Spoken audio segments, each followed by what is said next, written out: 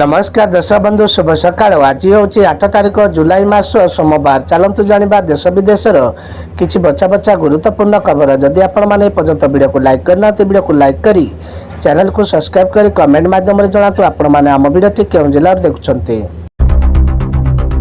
Olympic रे भाग नेबे कि कोहली रोहित मोदी को राहुल कहले। टीम इंडिया पूर्वतन मुख्य कोच राहुल द्रविड़ दिल्ली में प्रधानमंत्री नरेंद्र मोदी होता साक्षात्कार समय ओलंपिक को नहीं कथा होती। आगामी ओलंपिक 2028 होगा जाऊँगी। मोदी को से विराट कोहली और रोहित शर्मा को ना कही मजा कर।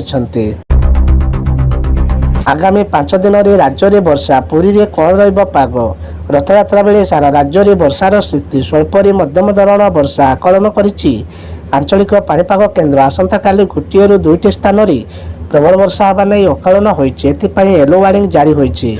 सेपटे विलंब मौसमी सक्रिय होइथिबारु चाष काम देखा जाइतिबा समस्या चलित मास वर्षार भरण पोषण हो पारे।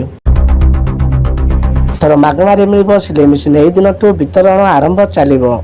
गरीब जनसाधारण केंद्र सरकार अनेक योजना आरंभ करछंती।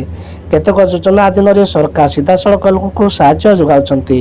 एहिभଳି एक योजना माध्यम लोक मागणा सिलाई मेसिन सह आर्थिक सहायता प्रदान करा जायछि। पीएम किसान योजना रे सामिल हेबे योग्य कालिया हिताधिकारी। राज्य में बढ़िबो पीएम किसान हिताधिकारी संख्या। कृषि विभाग रे समीक्षा परी मुख्यमंत्री मोहन चरण माझी यही बड़ सूचना देइछंती। से कहिछंती राज्य में जो चाषी माने कालिया योजना रे आर्थिक सहायता पाउछंती हेले पीएम किसान टंका पाउनांती सेमानकु चिन्हट करा जाउछि।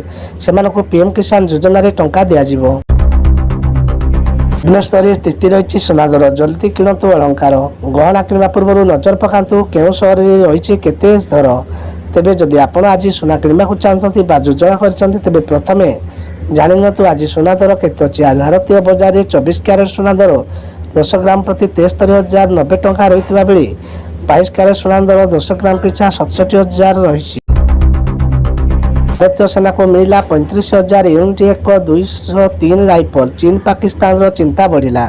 चीन एवं पाकिस्तान चिंता बढ़िबारे लागिछि। यह कारण होछि भारत रूसिया मिलित उद्यम प्रथम पर्यायर भारत सेना को 35,000 एक 203 राइफल मिली। अमेरिका थिबा कारखाना वर्तमान बहु संख्यार राइफल उत्पादन पर संपूर्ण प्रस्तुत। गत वर्ष जानुआरी में यह 5,000 राइफल प्रथम सेट तैयारी करथिला।